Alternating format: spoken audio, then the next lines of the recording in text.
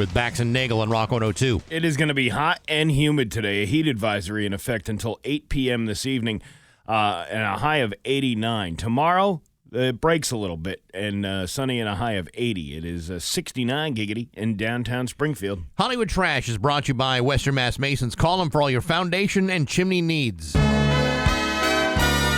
Somehow you still care about what's happening in Hollywood. So, from Tinseltown, 3,000 miles away, it's Steve Nagle's Hollywood Trash. Hollywood's next great biopic, or biopic. One of the two. Excuse me. Should be in production soon, because Charlie Sheen is releasing the autobiography. It's called Book of Sheen, and it comes out September 9th. Hey, isn't that your birthday? No. Oh. It's close. Well, I don't need to know the exact day. It's the 15th, Steve. You might want to put that down in case you want to send a card. The publisher says, quote, now nearly 8 years sober, Charlie writes candidly of every detox, retox, drug deal, and adventure along his challenging journey to freedom. And Charlie adds, quote, my stories have been told for far too long through the eyes and pens of others. I think you'll agree. It's time to finally read these stories directly from the actual guy. Well, it's something to stay positive about other than the HIV. Well, I mean, there is that. But, yeah. You know, I mean, it would be kind of interesting to find out, from his perspective, what made him so crazy. What? I'm sure it was the drugs. Well, I mean, that's a fallback, isn't it? Sarah Jessica Parker has had a tough time with all the negative comments about her appearance. She's a beautiful horse just like everybody else. Good girl. Here's another bag of oats. She was once fairly a confident person, but that changed when Sex and the City premiered in 1998. She said there was only one time when it actually made her cry, and it was from a comment published in a magazine, quote, it was like a kick in the rubber parts. I was just like, why is this a problem? Why is this deserving of your time, and why do you seem to delight in saying it? It left me sobbing because it felt so purposeful. You know, I remember episodes of The Family Guy that, would maybe criticize her or Helen Hunt, perhaps. Or Kelly McGillis. Yeah. And I'm thinking, well, put in their position, that would probably be hurtful. I gotta find that clip. What was her name? She was a blonde-haired woman from the 80s. Oh, I can't remember her name, but he said, we'll just put her in the car and she'll pass for hot in the 80s. It was... I think it was Kelly McGillis. It may have been Kelly McGillis. The horse was like, next stop, Hollywood. Hee-haw. I'll have to find it and make sure that's what they were talking about. That is cruel, though, isn't it? Yes, but, I mean, that's why they're jokes. That's why it's easy for us to talk about this from afar. Listen, how many people call me a conehead or made fun of our weight and all this other stuff over the years? Oh, yeah. Yeah. People are just jerks. Are Ellen DeGeneres and Portia de Rossi enjoying their new home in the UK? Well, the fact that they have sheep in their house should tell you everything you need to know. I've always wanted a sheep in the house. The sheep aren't meant to be indoors, but they get in through a sliding glass door. Ellen posted a video with the caption, our sheep keep coming inside. That means two things.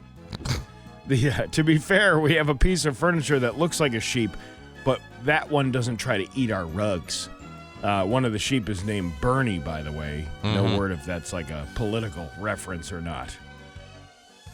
Wow. Okay, well, that's... Well, she's living her best life out there, isn't she? Is. She's got so much free time in her hands.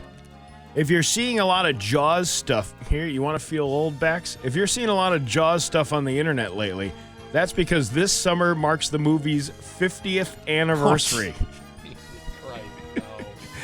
And with that in mind, here's some more Jaws stuff. A recent poll determined the most popular sharks in the media, and Bruce from Jaws did not come in first. The top 5 are Bruce from Finding Nemo, Bruce from Jaws, Lenny from Shark Tale, King Shark from the Suicide Squad, and Destiny from Finding Dory. Meanwhile, the Google Trends was used to find the most searched shark in each state. The great white was number 1 in every state but 4. Alaska, Utah, and Georgia were into whale sharks for some reason. You know, if you showed a kid today that movie, they'd look at the shark in Jaws and say, "Boy, does that look fake? It looks so fake." Yeah. But that movie scared the living bejesus out of people 50 years ago. Well, I remember going, I think it was it Disney? Which theme park down in Florida has the Jaws, Is it Universal? Maybe it was Universal. Yeah. It's clearly fake. I mean, you've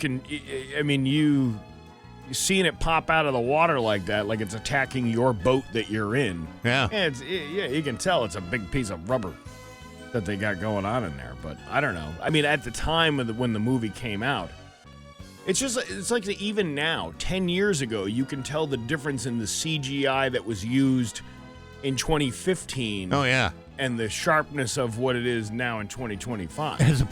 As opposed to the robotic contraption they used in 1975 for Jaws. Right. Steven Spielberg admits he was let down when he wasn't nominated for Best Director in Jaws, but only because everyone kept telling him it was going to happen. I just understood. I guess I'm getting nominated. So when I wasn't, I was surprised and I was disappointed because I was believing the noise, and you have to not believe that stuff. Jaws was nominated for Best Picture, but it lost to One Flew Over the Cuckoo's Nest.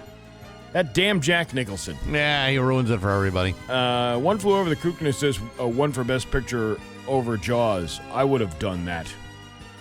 He would have voted for One Flew Over the Cuckoo's Nest if it was him. Jaws had a bigger impact, as great as Cuckoo's Nest was, and the cast, but my God, Jaws scared the... I mean, there were people that used to go to the beach all the time, refusing to go to the beach because of that movie. Yeah, I know. Well, now people refuse to go to the beach because there's actual sharks out there. Now it's actually come true. Jennifer Love Hewitt is bringing the I Know What You Did Last Summer vibes to a new true crime series. It's called Killer Among Friends. 6 episodes, and each will focus on a different murder within a friend group. Jennifer serves as both narrator and executive producer. All right. When's that Karen Reed one coming up? Oh, it's coming. Don't you worry about it. It's coming. It is. Let's see. Kim Kardashian had a sultry shoot with a Tesla Gold bot. Really? Yeah. Well, she must have had something to say. Oh, my God. The last time I got that robotic was when Ray J activated my Jiggleware and jammed his USB into my hotspot with no safe eject in that sex tape you can purchase on YouPorn for $39.95. Caitlin? Well, I never got that done and dirty with your mother, Chris Kim, but I once got stuck calibrating her moist drive. Took me 2 days and a wet drive act to finish. I was polishing the chrome on her reverse exhaust pipe, if you catch my drift. I got the drift. Yeah. What are you trying to say? What I'm trying to say is I peeled back the silicone casing and found the pleasure panel and mashed buttons till it rebooted mid-squirt. Jesus Christ. It reminded me of the time I was... Yes, wait. What are you trying to say? Oh, yeah. It reminded me of the time I was at tech demo with Gene Simmons and a drunk Diane Keaton. Gene told me he invented her tongue-controlled drones, and she climbed up on the demo table, pulled her dress over her head, and screamed, "Deploy me." Her landing gear wasn't retracted, but let's just say the floor had to be mopped. Kiss. Undercarriage kiss. And that is your Hollywood trash. I'm not going to do it. Kickoff summer Institute to Oklahoma City. Big news in the NBA. The LA Lakers are for sale after 46 years and 11 championships under the Buss family. College World Series, LSU and Coastal Carolina will play a best-of-3 series for the national championship. That starts on Saturday. And the PGA Tour stop this week is the Travelers Championship down in Cromwell, Connecticut. Sports is brought to you by Kohl's Building Supply in North Amherst. For generations, folks here in the Pioneer Valley have trusted Kohl's for quality building materials. From lumber, paint, hardware to Kohl's state-of-the-art kitchen design center, you can visit Kohl's at Kohls.com. I'm Scott Cohen with Sports on Rock 102. Stay tuned for Bax's View from the couch. You just realized your business needed to hire someone yesterday.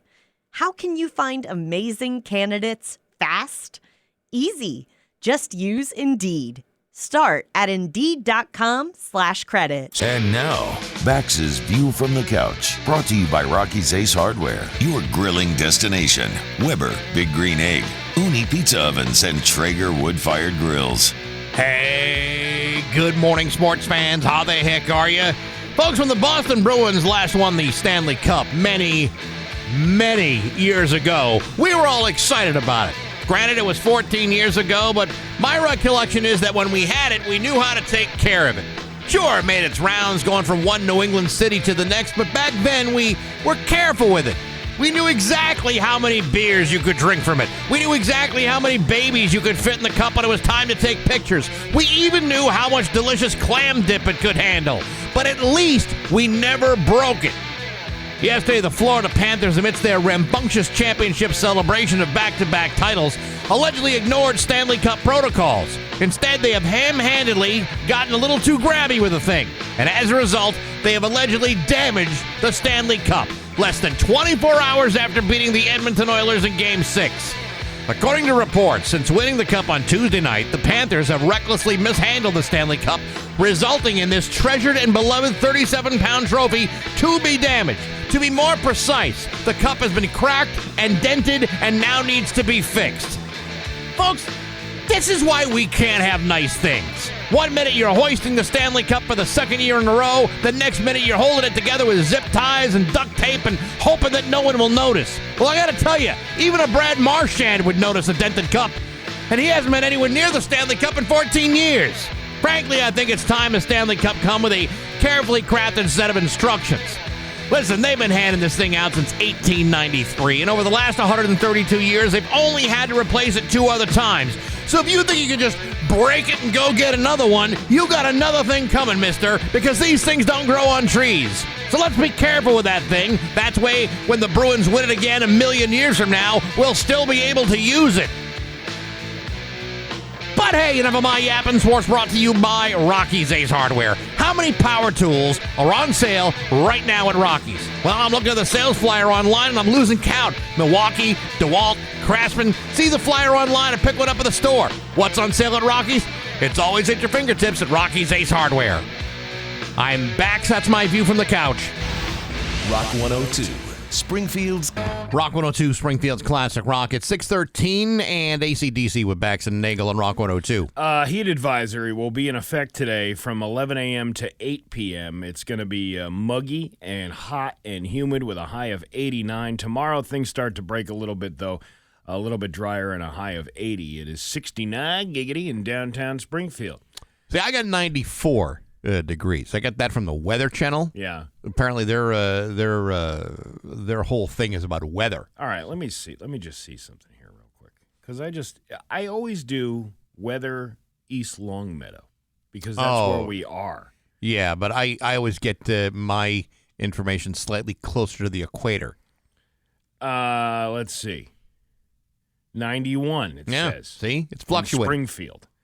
I don't think anybody really knows.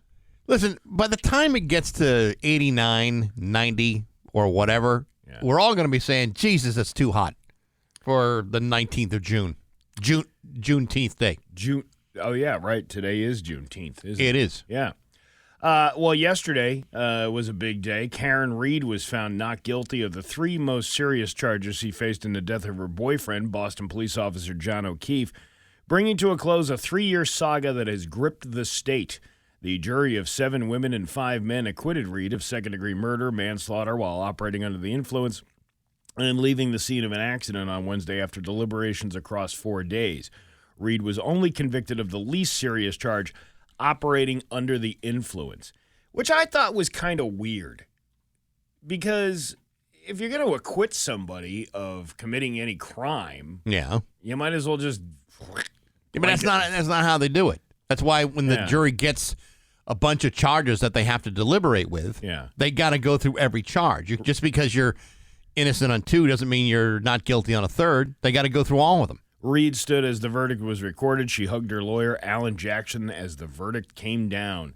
She was sentenced to 1 year of probation on operating under the influence charge. She's got to go to those 17 alcohol classes. Who's driving? That's what I want to know, right? How's she getting there?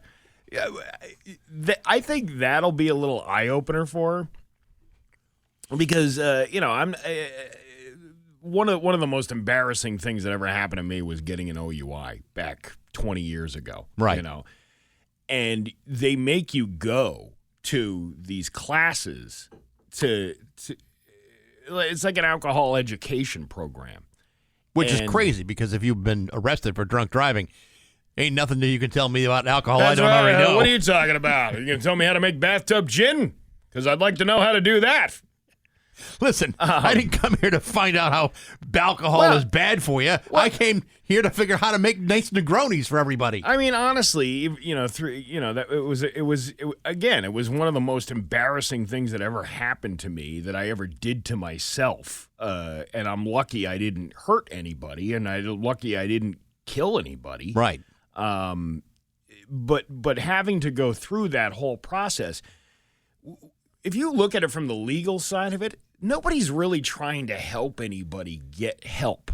It's more about a financial sting to the person that's doing it because it's $500 to get your license reinstated. It's, $35 at the time. It's probably more now, $3,500 for a lawyer to get the same thing that everybody else would get, but you need that legal help. Well, in her case, though, I think I'd rather pay what I would need to pay to get my license back and go through the 17 classes I got to go to than spend the rest of my life in jail for manslaughter. Yeah, but but my point being is that the people that she's going to have to share a room with, when you go into that thing, there's like a couple of people. There was like a couple of people like myself. I was younger. I was much younger, and I was 26, 27 years old. When you're in that situation, you're in with a bunch of other people who have lived and surprisingly have lived as long as they have from the problems that they're experiencing. There were some people in there with two of them. There were some people in there, you could clearly tell their lives had completely fallen apart. But you know what? Most of the people in there are everyday people, largely anonymous. Yeah. You're Karen Reed. And your face that's what I'm getting has been plastered not just all over Massachusetts, but the world. I mean, everyone kind of knows who Karen Reed is. Do you walk into those classes with like a fake mustache and say, "Hello, my name is Ken. Hello. Ken Reed. Ken Riad. Ken Red. And I may be an alcoholic." Yeah, but it's not. That's not one of those things. You have to go to 2 Alcoholics Anonymous classes. That's like part of the requirement. Yeah, you can't be anonymous when you're her going into an AA meeting. Which I always thought was weird. You had to get it signed by the guy who runs the meeting. It's anonymous. Can't you just put Bill W. on the slip and let it go? Just put a big X on it? Yeah, right. But see, she's going to have to go through all that, but I'm wondering if they're going to modify that for a person like her. I wonder if they're just going to be like, you can take these classes one-on-one with somebody because of the notoriety that she's had among this, because of this trial. Will she be given the option of doing it on Zoom? She might be able to. I don't know. I don't even know how they do that. I don't know. I'm talking 20 years ago for me, so I don't know what the deal is today. Yeah, I mean, luckily I haven't had any other interactions with law enforcement. Knock on wood. Other than a speeding ticket. Yeah, that's nothing. But I mean, she is, for all intents and purposes, a public figure. Not that a public figure should be immune to having to mete out any punishment that is sent her way, but I mean, it's she might be a bit of a distraction. She could be. She could very well be. Loud screams and cheers from outside the court poured into the courtroom. The Norfolk DA's office, which Prosecutor Reed did not immediately comment on the verdict. The 45-year-old was charged with second-degree murder, manslaughter, and operating under the influence and leaving the scene of an accident causing injury or death in the 2022 death of O'Keefe, who was found in the snow outside of the Canton home of a fellow Boston police officer. Yeah. I can't help but think that from all of the things that I saw exhibited on her behalf, yes, and her own words, yes, that she may have had something to do with the death of this man. Well, Steve, I mean, she's been acquitted of the charges. I know she's been acquitted of the charges, but so was O.J. Well, O.J. spent the rest of his life looking for the real killers. And much like O.J., you have a situation where you have a police force that completely botched an investigation. Completely botched an investigation. I mean, you're talking... They were collecting blood in Solo cups from the scene of the accident. I mean, it's all of these things. Well, I mean, those are uncompromised, vessels. As long as you grab one of the cups that are in the middle of the stack. And then you have to sing that stupid Toby Keith song while you're doing it. Well, of course you do. Solo cup, I'll fill you up. Exactly. Yeah. But. Her actions and her own words, it seems kind of an injustice to the family of the person that was actually killed. Well, and if you look at this guy, he was actually a pretty decent guy. Well, that's kind of the thing. It's kind of where I was kind of heading with all this. You know, we sometimes tend to forget in a big trial like this the two things. One, there is a victim. Who did apparently, by all accounts, was a very decent man, taking care of his siblings' kids. I mean, just a decent guy. And of course, he's sadly been killed. The other people that I really, really feel bad for are all these people that invested so much of their time to following every damn minute of this trial. Mm-hmm. They now have to go back to their normal lives. Yeah, what are you going to do now? Yes. What are you going to do with all of that free time in your head? It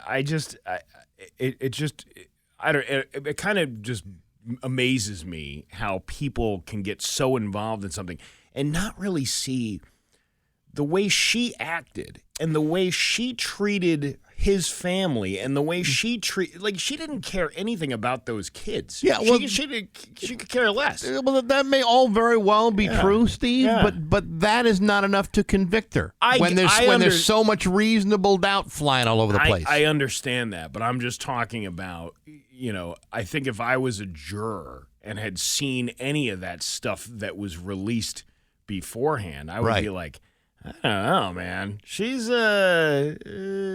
never went and saw those kids. She never went to the funeral. She never did any of that stuff. And the most thing she was concerned about was how her sleeves looked on television. You want to look good on TV. Yeah. Again though, let's not forget the real victims, the people that have to go back to their lives and attend to the responsibilities they had before the first trial. I mean, these are the people who are really suffering today. And by the way, AA has online meetings. Oh, perfect. Oh, so you'll never have to leave the house. Well, you sit down in front of your computer, fix a cocktail, and just let it roll. It's 6:24 with Bax and Nagle on Rock 102. It's 6:27 with Bax and Nagle on Rock 102. Liam Neeson has the forecast for you. Real quick, the Steve Nagle summer kickoff party this Saturday, June 21st at Vanish Valley Brewing in Ludlow. It's going to be a great day raising money for Rick's Place. For those of you that have not heard us talk about Rick's Place ad nauseum, it's a great organization that provides free support to grieving children, teens, and their families after the loss of a loved one. And it's going to be a great time. Live music from Jack and his guitar, loads of activities, lots of food.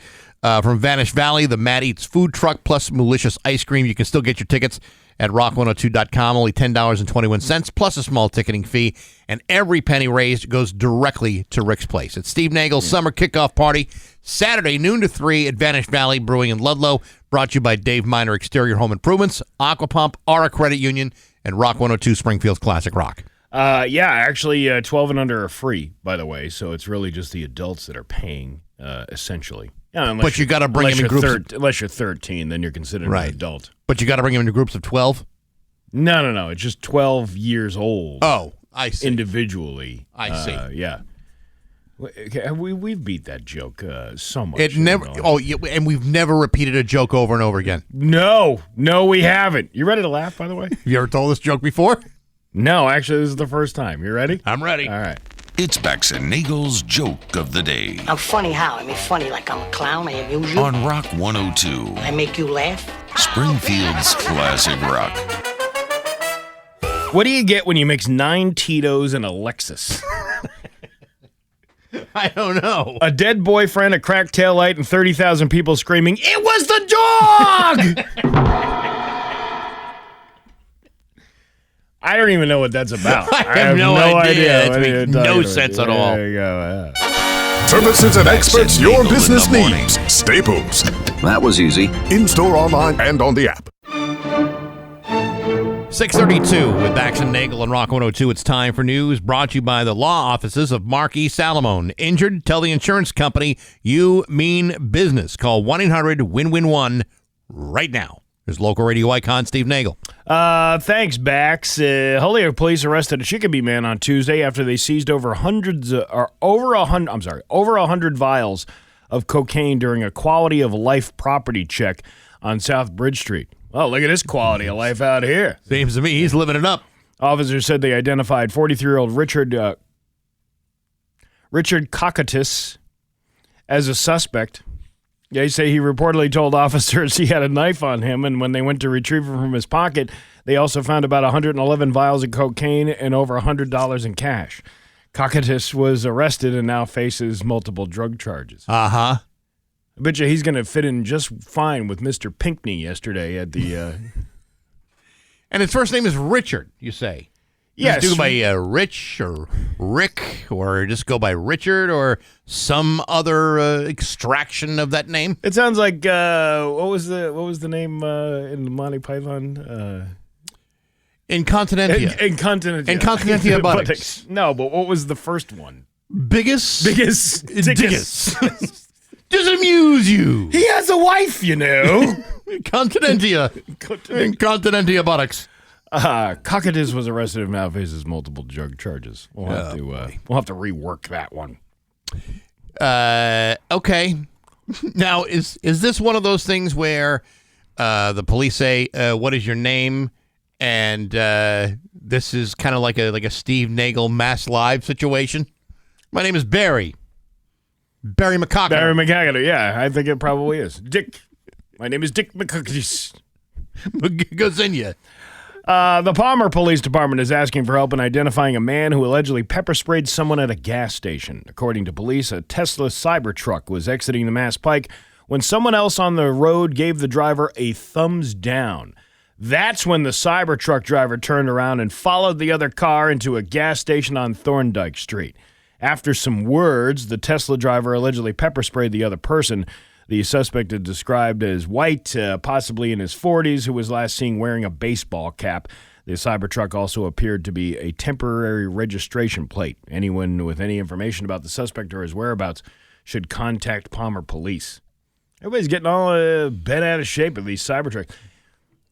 I don't know if a thumbs down requires you to follow somebody to a gas station, and do you think it was a thumbs down or it was a finger up? Yeah, I don't know. I don't really know. I mean, usually a thumbs down wouldn't necessarily escalate something to the point where the Cybertruck driver pulls over. Well, back in the days of the Roman Empire, the thumbs down was like a big finger up back then.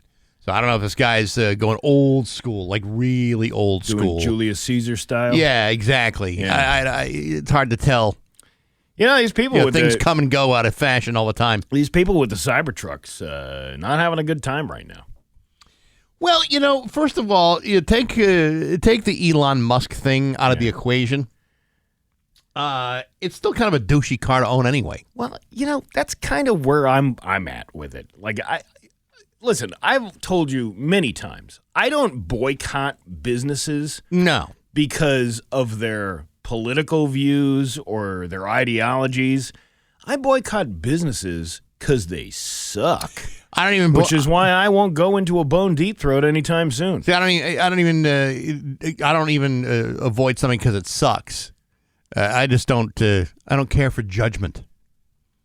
Oh, you don't want to be judged. I don't want to be judged. Yeah. But if you're going to spend that much money on a truck with absolutely no practicality whatsoever, and in fact, calling it a truck is almost laughable.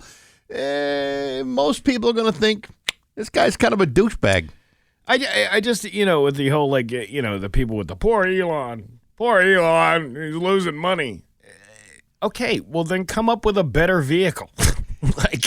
I just, to me, it's not about the political thing. It's about the quality of the vehicle that you have produced, and they look obnoxious. And I hate to break it to you, don't feel bad for Elon Musk, because even with all the money he lost, he's still the richest man in the world. Yeah. So it's don't worry, he'll make ends meet. There are a lot of people out there who this poor billionaire. How could it happen to a guy like him? I know. I cry crocodile tears for him and the divorce settlement for Jeff Bezos. 2 teenagers are facing charges after police responded to a gun call at a Holyoke school. Holyoke police said they responded to Sullivan School around 8:30 Wednesday morning for a report of 2 people carrying a gun on school grounds. Information was conveyed that the suspects had left school property. Get the hiccups. You be all right? Yeah, have a little sip. Feel better already, don't you? I do. The suspects had left school property and they were located at a Leary Drive parking lot a short time later. The 2 people, determined to be a 12-year-old boy and a 13-year-old boy, were reportedly found with 2 silver gel toy guns. After discussing the seriousness of the offense, both teens were placed under arrest. Holyoke Police Chief Brian Keenan said in a statement, "The safety of our students, teachers, and staff at our schools is paramount. This dangerous situation for all involved, as our officers responding with the belief that the subject with real firearms on school grounds. After officers explained the seriousness of these actions, the juveniles were extremely grateful. We urge our community to talk to the children about the consequences that can come along with carrying realistic-looking firearms." School's out for a lot of the places around here. I was just thinking the same thing. What a terrible way to start off the summer. I went yesterday. The Maple Leaf Bar and Grill over in Westfield, and they were nice enough to donate a raffle prize. Yes, for the Rick's Place event. So I went to go pick it up. I wound up having to come back later because they were so busy, and it was because all the teachers were out of school. They had a half day. It was a half day, and they were ready to get their end of school year margarita on. I'm married to a teacher, and I will tell you that not my wife per se, because she's not she doesn't partake, but there have been times at the end of the school year where some teachers cannot wait to get out of school for the year. You think your kid can't wait to get out? Talk to a teacher. Yeah. They got the countdown going on the first day of school. That's one of those jobs where I don't blame anybody for wanting to do that. Nope. As soon as you get out, as soon as that Alice Cooper starts playing on the radio like we do here every single day, even when school is in. Oh yeah, school is out. Oh yeah. That final day, that song has meaning to people, and school is out for summer, and they flock to the watering holes and talk about all the horrible kids that they had to deal with all year long. A few years ago, I was talking to some folks that my wife works with, and they said, "Hey, last day of school, you want to tie one on?" And I said, "You know what? I love Japanese food. I'd love to go with you. That sounds terrific." It's not what they had in mind. No, that's not what they wanted. No Japanese food. No Japanese food. No. Second Chance Animal Services is asking the community for support after 52 pussy cats were surrendered by a well-intentioned local resident who had been rescuing homeless cats. The service said the resident began facing medical issues and gave them up so they could get proper care that they needed. While none of the cats were spayed, neutered, or vaccinated, the service said they were clearly loved and cared for. They're also very socialized and even affectionate, having greeted volunteers with head boops. Oh, that's nice. Did you ever get a head boop from a pussy cat? No, but I do have concerns about a sick pussy cat. An unspayed, unneutered pussy cat. You see, when you have one of those, you can almost guarantee more pussy cats. Mm-hmm. Yes, you can. And then you say, What's new, pussycat? Whoa, whoa, whoa. That's a big litter. The service is now asking for donations to help with the cost of spaying, neutering, and vaccinating the cats, as well as covering the cost of food and litter until they're all adopted out. If you're interested in donating or even taking one of the furry friends home, you can find more information on the WGGB website. You know what? What? My kid wants a cat. Oh, no, really? Well, she's been wanting a cat.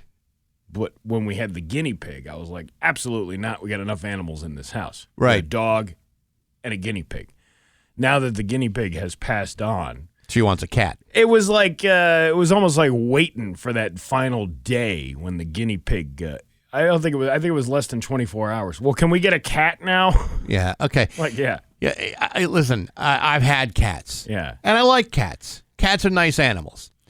The one thing that I'm not a big fan of is the litter box. That's exactly where I'm going with Now, this. bear with me here, Steve. This is just a little bit of a little warning ahead of you.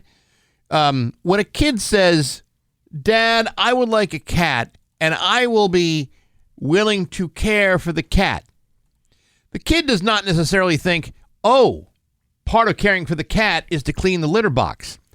I found that when I had cats, the only one qualified in the house to change a litter box wound up being me. Apparently, I was the only one with the skill, the dexterity, and the obligation to clean the box. And I got to tell you, it's the worst job in the world. Hey, man. I hate cleaning a cat box.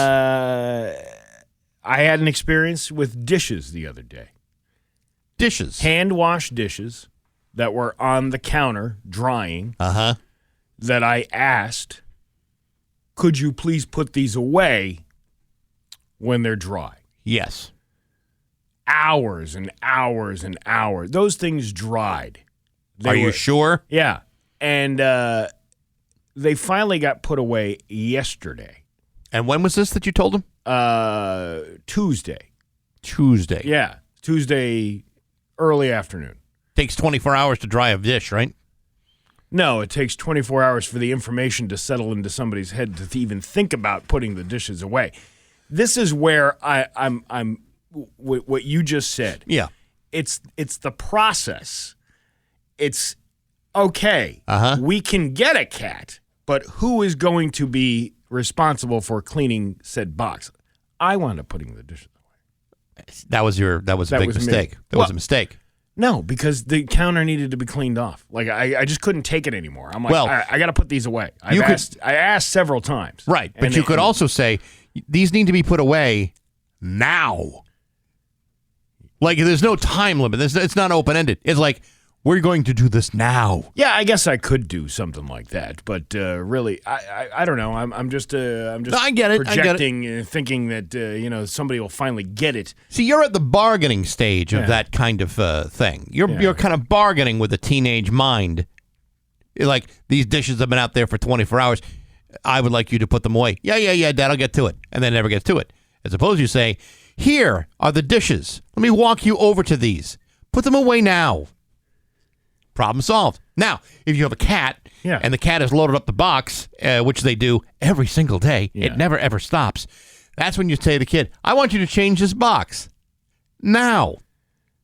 And then you theoretically you could train them enough where they just do it on automatically, which of course is a fool's game. I'm But not being sold on the cat idea. you're going to need a whole lot more. I was foolish enough to agree to a guinea pig.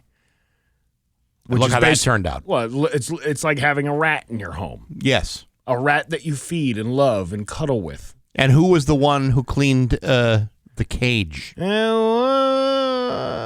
was a 75-25 situation. Yeah. And my guess is you were not on the 25%. No, I was side. not on the 25% side. That's the problem with the cat. Yeah. Because the cat box is actually grosser than the guinea pig cage. But cats are so cute. Oh, they are. Yeah. And they're great fun. They're fascinating animals. But that cat box, when you get your first whiff of a cat box for the first time, that brings a whole new reality to your life where you say, I regret every bit of this decision. Yeah, I told you I had an experience with a family member who had many cats. Many meaning what? Many, 4 cats. Ooh, it's a lot. That's of a cats. lot of cats. And the entire house smelled like a litter box. And that was why I can't eat deviled eggs anymore, because this family member made deviled eggs one time, and all I could taste in the one deviled egg before I spit it out was the box. Was cat urine. All right, here's a little thing. 4 cats in the house. Mm-hmm. You might as well have a mountain lion using that That's box. what I'm saying. I can't. I'm not getting into this. I'm not taking this task on. Yeah, that's a lot to ask. These kids don't know. It seems like on paper, it seems like a perfectly reasonable idea, but in reality, you would be the one taking care of the cat. Of course I would. And they're what, 16, 15? 15 and 13, almost 14. You know, a cat can live up to 20 years. I know. So unless your kids are planning on staying in the house at the age of 35. Yeah, who's going to take the cat? Yeah, exactly. Because they're going to go off and they're going to, have lives and go, I can't take this cat. I'm going off and living my own life. Dad, I'm going to college for 4 years. I can't take the cat into the dorms. That's what You'll have to watch the cat and change the box for 4 straight years. My sister got stuck doing that. Her son went to college. This was going back like 4 years ago. Yeah. 4 or 5 years ago. He's now graduate. He finally has the cat with him. But during that time, he gets a kitten before he even goes off to college. And then for 3 months later, he's like, sorry, I can't take the cat to the dormitory with me. Yeah. So then she had she raised the cat. That's like an 18, 20-year commitment. We'll tell you what, when they're adults, they can get their own cats. That's kind of how I'm looking at it. There you but go. Not adult living in my house adult. Adult when you're out on your own, living on your own, you can get a cat. Right. I'm glad we spent so much time talking about this. Happy to it's help. 71 in downtown Springfield. I'm Steve Nagle, and that's the news on Rock Beck, 102. this text a lot. Yeah. Can you stop at 90 Meat on the way home, please? Check the weekly specials at 90meat.com, then visit them in Springfield. 90 Meat. Buy direct and save. It's 6:53 with Bax and Nagle on Rock 102. It's going to be hot, muggy, and humid. A heat advisory is going to be in effect today from 11 a.m. to 8 p.m. Temperatures could feel like it's 101 with a high of 94 today. Tomorrow, things a little bit drier, high of 81. It's 71 right now in downtown Springfield. This week in Baxi's musical podcast, my guest is Brian Small from the band The Hangmen. It's a legendary L.A. band that's been around for an awful long period of time, but their story is pretty amazing. It's also a hell of a band. I actually posted a Spotify playlist on the Fun Bag Facebook page. They're phenomenal. What a great band. And you can hear that interview right now on Apple Podcasts, SoundCloud, Spotify, the Rock 102 YouTube channel, rock102.com. And on the app, it's all brought to you by Metro Chrysler, Dodge, Jeep, and Ram at Chicopee, and Rock 102 Springfield's Classic Rock. And I'll tell you tomorrow who I got coming up next week. I found a lot more people that I know have cut back on alcohol, or they have completely stopped it. Yeah. I think maybe it's just the age. Like you get older and you're like, hey, you know what? My body can't handle. For most people, my body can't handle this abuse. Yeah. That I'm putting it through. But I like to think that the American government changes its views on things based by how much money they get from a certain industry. Oh, you think so? Yeah. And updated dietary guidelines for Americans will be released in the coming weeks, and they're nixing the recommendation to limit your alcohol intake to 1 to 2 drinks per day. They're not saying there's any less danger to your health, just that there apparently won't list a specific amount. Instead, it sounds like there'll just be a brief statement encourage everyone to drink in moderation or limit alcohol intake due to associated health risks. Regardless, there could be a major win for the alcohol industry, which has been, quote, threatened by heightened scrutiny of alcohol's negative health effects. Well, Steve, that's not news. No, it's not news. I mean, I think we're all very much aware of that. Yeah, Dan did a video the other day saying that apparently there are studies that are showing that like marijuana use may have some negative health impact. Hard to imagine. Well, I think anything that's not in moderation and not taken. Of course. You can get addicted to anything. And I honestly will admit that I believed for the longest time, well, it's marijuana. It can't be any more dangerous. You can get addicted to anything. Listen, and you can create a dependence on something.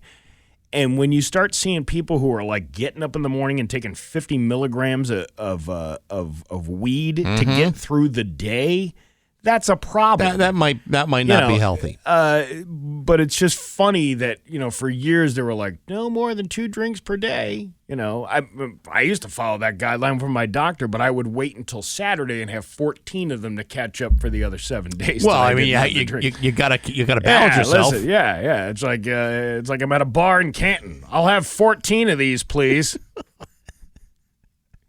I had 2 on Monday, 4 on Saturday. I only had 2 drinks. They happened to be 72 ounces apiece, but it was only 2 glasses. One source says the elimination of 1 to 2 drinks guideline is primarily because the scientific basis for recommending specific daily limits is limited. In other words, it was kind of arbitrary. Everybody's different. Everybody's intake, everybody's tolerance is different and all that stuff. But, you're basically putting poison into your body. I mean, when they tell you limited to 2 drinks, it doesn't mean you can start going for the king cans right away. No. It doesn't mean 2 40 ounces of Old English 800 or King Cobra. Oh, I only had 2 drinks today. Yeah. I had 2 King Cobras, and I feel fine. Look at me. I'm a vision of health. How many times have we referenced the time that I used to make drinks for you? Yeah, that was 1 drink. With enough alcohol for a whole party. I was going to say, it was 9 drinks disguised as 1. And yet I didn't want to be rude, so I finished it. Yeah, of course you did. But that's the thing. People will. It's an addiction. It's one of those things that you can start out doing 1 or 2 a day, but eventually that turns into 4. Eventually that turns into 8, and it's. I think sometimes it is the substance itself which can be addictive, but sometimes just the behavior surrounding it is the thing that's addictive. Same reason why people were addicted to Game of Thrones. Yeah, they'd sit down and watch it every single night and binge watch it. It's sometimes the repetitive action that you rely upon. When you step back and you listen to all the misnomers about booze, they're like, "Oh, I only drink beer. I mean, I drink 30 of them at once in a day, but it's still better than drinking that hard stuff." It's still the same amount of alcohol. You're just getting more bloated as the day goes on. It's 6:58 with Bax and Nagle on Rock 102. Call or text us anytime on the Route 10 Tire listener line at 413-293-1021. Rock 102, Springfield's classic rock. The Free Music Friday concert series is back at the Plaza at MGM Springfield tomorrow night, and the weather is going to be beautiful. Featuring great bands all summer long. Johnny Six Gun, Back in Black, Aquanet, Trailer Trash, and many more. This week, the #1 Van Halen tribute, Cathedral, featuring both David Lee Roth and Sammy Hagar era Van Halen. Plus local food trucks, lots of frosty cold beverages at the Plaza Bar, and Rock 102's Pat Kelly and the road crew will be there too. That's tomorrow at Free Music Friday, 7:30 to 9 at the Plaza at MGM Springfield. Social on the spacious outdoor patio from 6 to 9. And inside, great music with Derek Clay from 9 to midnight. Party inside or out the Rumble Seat in Chicopee. And now, Bax's View from the Couch, brought to you by Rocky's Ace Hardware, your grilling destination. Weber, Big Green Egg, Uni Pizza Ovens, and Traeger wood-fired grills. Hey, good morning, sports fans. How the heck are you? Folks, I'll be honest with you. I'm a little short on cash. And by a little short, I mean that due to certain financial constraints and obligations, I will be unable to purchase a minority stake in any available sports franchise for the foreseeable future. Now, you might say, Baxy, haven't you already been part owner of a professional sports team? To which I would say, why, yes. But as it turns out, that 1 share of non-dividend paying stock in the Green Bay Packers that I used to own before the divorce settlement didn't exactly yield the financial benefits that I was hoping for. And for this reason, I'm currently unable to purchase a minority stake in the Los Angeles Lakers. Yesterday, it was announced that after more than 46 years, the Buss family is selling off a part of its share to the Lakers to Mark Walter, the CEO and chairman of TWG Global, a diversified holding company. Man, those diversified holding guys really know how to make out. Here's the thing. While the Buss family will retain 15% of the ownership of the team, the Lakers are currently valued at $10 billion. That makes the Lakers the most valuable professional sports franchise in America, obliterating the previous record of $7 billion, which up until about 12 hours ago was held by the Boston Celtics. Now, you might think that buying a $10 billion sports franchise is a little pricey. You might also think that must be the going rate to buy yourself into sports ownership. Well, don't kid yourself. The owners of the Tampa Bay Rays are currently in talks to sell their franchise to a Jacksonville land developer for just $1.7 billion. Oh, baseball, you're adorable. Back in my day, I was able to buy into the Green Bay Packers for just $175, and even then, I thought I might be getting ripped off. Now, folks, I believe that these NBA price tags are a little bit inflated. If they weren't, I would have already written a check. Unfortunately, these new owners are going to have to run these teams into the ground without me because I don't get paid for another week, and I got other obligations, and none of them include buying out the Lakers. But hey, enough of my yapping. Sports brought to you by Rocky's Ace Hardware. How hot is your Traeger burning right now? Check your phone. The Traeger Woodbridge Pro Pellet Grill can smoke brisket or pork butt or low and slow or grill burgers hot and fast. It's Wi-Fi connected and controlled, and it's on sale right now at Rocky's for just $1,000. I'm Bax. That's my view from the couch. Rock 102, Springfield's Classic Rock at 7:12, and the Scorpions with Bax and Nagle on Rock 102. It's going to be a hot one today. Yes, it is. Is a heat advisory going to be in effect from 11 a.m. until 8 p.m. High in 94, but the heat index, 101. It's 71 right now in downtown Springfield. Did you see? Okay, never mind. Did you see the story that came out on Mass Live yesterday about food insecurity? Yeah, I did. You know, not for nothing, but for the last 30 some odd years or so, we've been doing the Mayflower Marathon to help fight food insecurity. What is that? Well, never heard of this before. The Mayflower Marathon? Yeah. It's this big event that we do at MGM Springfield every year around November to raise food and cash for the Springfield Open Pantry. One single organization in the Pioneer Valley, which helps people in tough times. Well, we've been telling you that for a while, it was like 1 in 5 families were suffering from food insecurity. Then that number got raised to 1 in 3 families, and people thought, well, how is that even possible? Well, food insecurity does not mean homelessness. Food insecurity means that you have to make difficult choices for your family. Do you feed your family, or do you pay for prescriptions, or do you pay your rent, or put food on the table? These are real tough decisions for people. Well, the story goes, food insecurity in Massachusetts reached 37%, affecting 2 million adults. More than 2 million adults across Massachusetts, representing over 1/3 of households, are unable to afford enough food or are uncertain where the next meal will come from, according to a study released on Tuesday. A report paints a dire picture of persistent problems, a significant portion of the state that the state faces, and according to Basic Nutritional Essentials. It comes as state officials warn the Republican lawmakers proposed to federal cut for assistance programs could throw families and food supply into even deeper uncertainty. The report, released by the Greater Boston Food Bank and Mass General Brigham, is a wake-up call for coordinated action across every sector. That's according to Catherine D'Amato, from the Food Bank president and CEO. She said in a press conference in Revere announcing the report, doing nothing is not an option. Hunger is a solvable problem, yet it requires all of us. Now, here's the thing. 37% across the state. But we've been told that for whatever reason, Springfield is higher than the state average. Yeah. So if you're already at 37%, where does that put Springfield? I don't know the answer to that.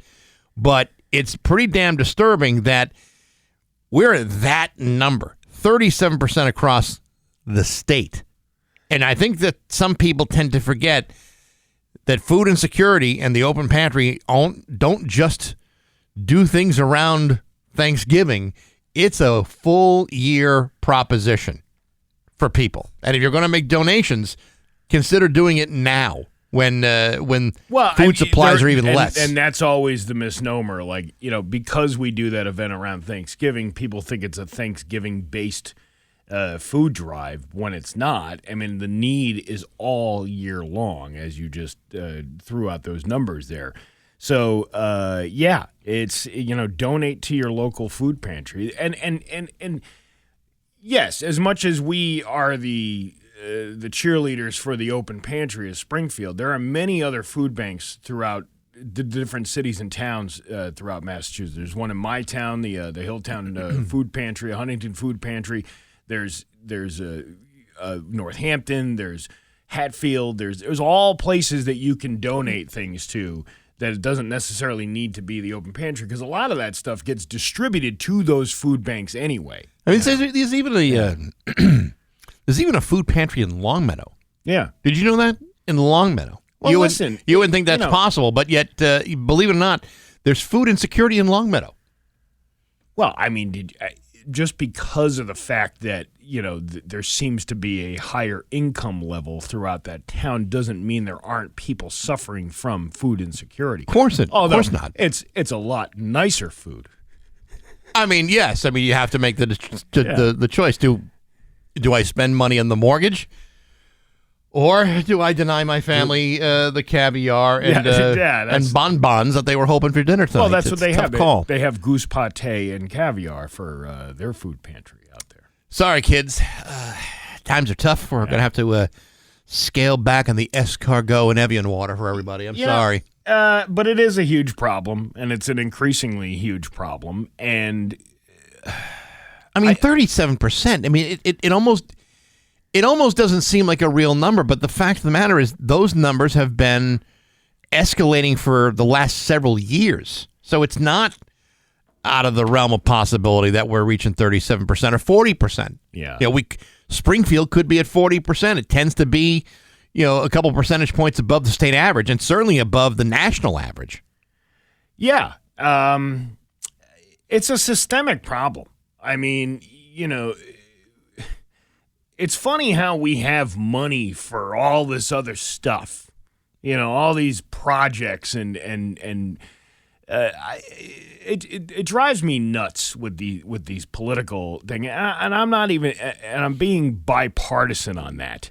It's a systemic problem that nobody seems to really address, and we got to cut funds from this and we got to cut funds from that in order to what? To pay for what? Right. What are we paying for? Well, that's the thing that gets me about it. In the case of the open pantry, and I'm only bringing them up because they're the ones that we work the closest with. When you look at what their annual budget is, you wonder, well, how do they survive? I mean, they really do survive in the generosity of regular, everyday people. Donations are really what drives them. Alone of you. Huh? Very Sly Stallone of you. Well, thank you very much. Yeah. Sly in the Family Stone. Oh yeah, right. Yeah, everyday people. Yeah, Sly Stallone. Yeah, no, not a different guy. Anyway, my point is, what was I thinking? Oh yes, the budget, and then their budgets are already down to bare bones, right, as it is, and they do more than just provide meals. They do more than just provide it. There's like 10 other things that the open pantry does on a shoestring budget. But yet that's not all that unusual for any of those services, not just here in Western Mass, but all across the country. They're all fighting for whatever they can get to help people that need it the most. For those of us that are doing all right, times are tough for everybody, but for those of us who are doing all right, sometimes it means a lot to people in need if you're just giving away just a little bit. Even a small amount helps a family. Like if you donated like $20, that's a number of meals for a family. Just $20. You say, well, how is that possible? You can buy a lot of pasta for $20. You can buy a lot of rice for $20. It helps. If we all do it, if we all take the time to assess what can I do to make this problem easier to deal with. You know what? Donating your money or your time or your volunteerism or whatever, it goes a very, very long way, and it makes you feel good doing it. Yeah. So, hey, listen, Richie Neal feels great when he donates $250 every single year at the Mayflower Marathon. Well, I mean, he's not making that much in Washington, is he? No, God, no. I mean, he's traveling all the time. They're living on scraps, those guys. He needs new suits from time to time. I always thought that was kind of kicking the pants. This guy comes down here every year to the Mayflower Marathon, does his little interview, and taunts all the great stuff that he's been doing all year long, and then he hands over a check for $250. The same amount of money that has been the same amount of money since I started working here 20 years ago. Yeah. Well, hey, listen, he's barely getting by. They don't pay very much in Congress, and there's not a whole lot of opportunity for those guys to make money on their own. And so I'm sure even he has to struggle from time to time making ends meet. I know, but it's don't you feel like you're batting cleanup for these knuckleheads every year, time after time, because somebody can't come up with, a better way to make things affordable for people, and make that income gap a little bit smaller than it is. It is easy to point fingers at some people that could very well help with the problem. Well, it's not just him. It's a systemic problem. That's what I'm saying. It's not just him. So when he comes with a check, you know what? I'm all right with that, because at least he's coming with a check. Seen plenty of people show up at the Mayflower Marathon with a big bunch of absolute nothing and say, "Hey, can I come on the air and talk about what we do?" Yeah, what are you bringing us? How are you helping us rather than helping yourself?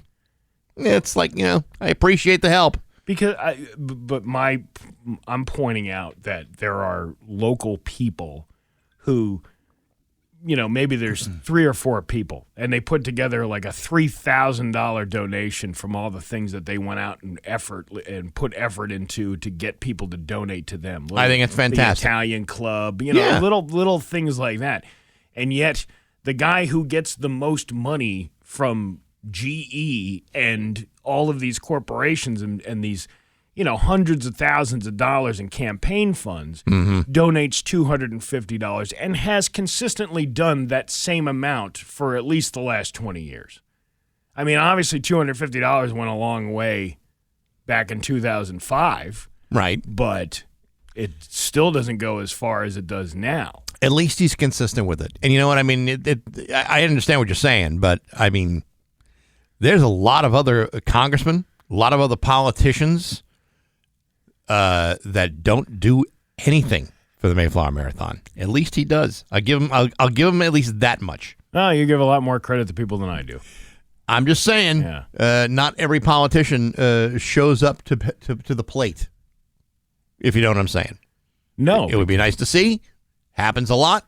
Doesn't happen with all of them. Well, I don't know. That's just my 2 cents. That's just my $250. A lot of people in the corporate world in our community who don't really step up either. I'd like to see more of that.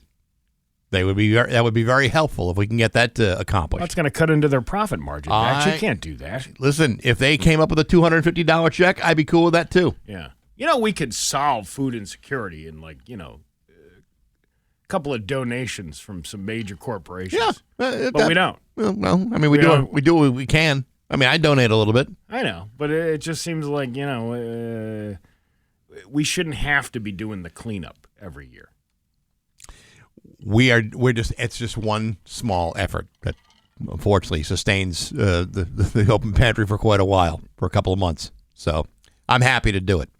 I'm happy to do it too. I'm just saying that even though we've raised, what did we do last year? $236,000? Yeah. Yeah. That seems like a good number, but when you really put it into perspective, the price of food has gone up significantly over the years. So the number might look good, but it doesn't last as long. Doing as much as we did 20 years ago. It's 7:25 with Bax and Nagle on Rock 102. Built for towing, hauling, and everyday driving. Lease it for just $319 a month or buy and save up to $14,000 off MSRP. No typo there. $14,000 off a truck the whole crew will load. Need something for the family in your next weekend getaway? Check out the Jeep Grand Cherokee 4x4. Lease for only $229 a month. Smooth on the highway, strong in the snow, and ready for New England weather. For off-road fun, the 2025 Jeep Wrangler Unlimited is ready to roll. Drop the top, take off the doors, and enjoy a trail-rated adventure adventure. Lease it for just $229 a month or buy outright for only $41,000. Whether it's work, play, or anything in between, Metro has the ride. Visit Metro Chrysler Dodge Jeep Ram on Memorial Drive in Chicopee, where the price you see is the price you pay. Make it Metro. Make it Metro. Make it Metro. You heard it. Make it Metro. It's 7:28 with Bax and Nagle and Rock 102. Well, that didn't take long. What didn't? How about you help yourself and get a better job that pays more? That's what I do. Why would I give my hard-earned money? All right. You keep your clothes.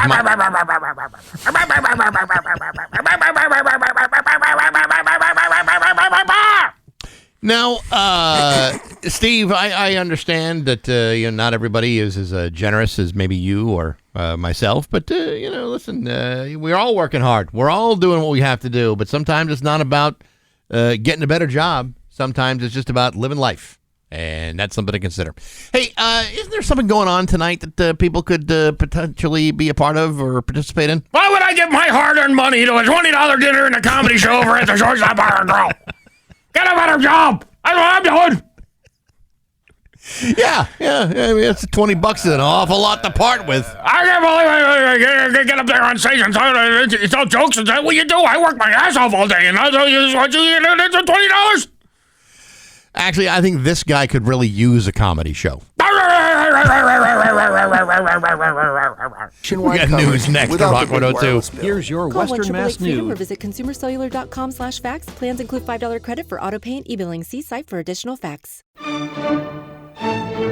It's just about 7:33 with Bax and Nagle on Rock 102. It's time for news. Here's local radio icon Steve Nagle. Thanks, Bax. Karen Reed was found not guilty of the three most serious charges she faced in the death of her boyfriend, Boston police officer John O'Keefe, bringing to close a 3-year saga that has gripped the state. Oh, I've been gripping it hard. The jury of 7 women and 5 men acquitted Reed of second-degree murder, manslaughter while operating under the influence, and leaving the scene of an accident on Wednesday. After deliberations across 4 days, she was only convicted of the least serious charge, operating under the influence. You know, when they came back the other day, the jury, and they had all these questions, you kind of knew they weren't going to convict her. Yeah. Because, they were asking questions that kind of tipped their hand a little bit. Like, this is either going to be a hung jury again, or they weren't going to convict her at all. And I'm actually very surprised that it wasn't a hung jury. I would say she was under the influencer. Look at you. Very clever, Steve. Yeah. Reed stood as the verdict was recorded. She was shaking uncontrollably. She hugged her lawyer, Alan Jackson. Can you imagine hugging a lawyer? I know. And then Alan Jackson, her lawyer, and who immediately wrote a song, says, "Where were you on January 29th of 2021? I don't think it was the same Alan Jackson. No, it wasn't the... No, this was he was part of the Jackson. Chattahoochee singer? He's part of the Jackson family that Tito and Michael never talked about. Oh, right. That Alan Jackson. That Alan Jackson. Yeah. She was sentenced to 1 year probation on the opening or on operating under the influence charge. Loud screams and cheers outside poured into the courtroom. The Norfolk County District Attorney's Office, which prosecuted Reed, did not immediately comment on the verdict. The 45-year-old was charged with second-degree murder, manslaughter while operating under the influence, and leaving the scene of an accident causing injury or death in the 22 death of O'Keefe. The verdict came 31 days after testimony in Reed's retrial. Reed's first trial ended in a hung jury and a mistrial on July 1st of 2024. Before the verdict was announced, Reed hugged her brother and her lawyers. Her lawyers shook hands with her parents. Reed was smiling, as were her lawyers. It was a good day. That's terrific. O'Keefe's parents and brother sat in the front row of the courtroom gallery. Prosecutor said Reed drunkenly backed into O'Keefe while dropping him off outside of the home of a fellow Boston police officer in Canton during a snowstorm in January 2022. So I wonder if all the people that came out to support her will be just as vigilant in finding the real killer. I don't know, Steve. That's a very good question. It's hard to know for sure where it's going from here.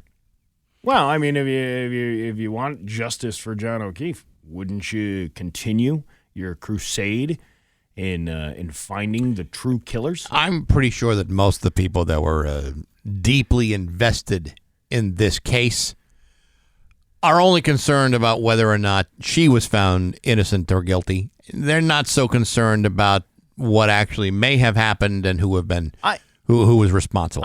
That's not nearly as interesting to people. I'm more concerned about her becoming her well-being as a movie star now. Because you know that this is going to bring a book deal. Oh, yeah. This is going to bring a movie deal. Oh, sure. This is going to bring all kinds of interviews that people are going to have to pay for. Oh, she's going to make the circuit. She'll make her rounds. I wonder if she'll hook up with the lawyer now. I mean, they were seen, kind of getting a little close there last year. Well, he's got his arms around her outside of a I don't know. I mean, after that whole leaky balloon knot, I'd probably want to step back a few feet. Yeah, I don't know if I'd want to. Is that going to be in her Tinder profile? I don't think that's something you add. Yeah. I like long drives as long as we are close to a bathroom. I slip through that courtroom like a marble in a leaky balloon knot. I like long car rides. Actually, I like short car rides. Yeah, right. You know, I do feel a great sense of sympathy for not just the victim and the family, but also those people that have spent so much time obsessed about this. What are they obsessed about now? Where do you go after the trial of the century ends? I mean, it's just like anything that happens. We'll be moved on from this by next week. Oh, I certainly hope so, because I mean, some of these people have really tied themselves in like a pretzel knot, just trying to get to this day, and it finally arrives, and it's like, well, now what do I do? Yeah, it's like you got to when, pick up the pieces now and rebuild your life, just like Karen Reed. I mean, right. I mean, because it's not like they're going to show like reruns of the trial. No, really. I mean, it's what an emptiness you must feel in your life. Yeah, you don't get a rerun of the trial. No. Yeah, it's not like you're watching the trial again and not knowing what's going to happen. It's not like watching a Different Strokes episode. Right. Tonight on a very special Different Strokes, Kimberly drinks 9 Tito's.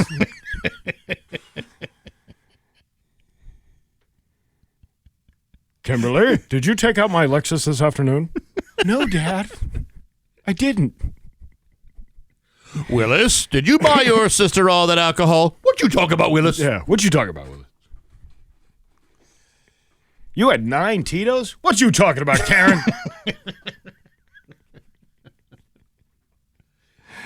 A reported shooting. All right, so listen, yeah. I'm about like 3 times the size of a Karen Reed. And even when I was drinking Tito's at a good clip, I wasn't drinking 9 of them.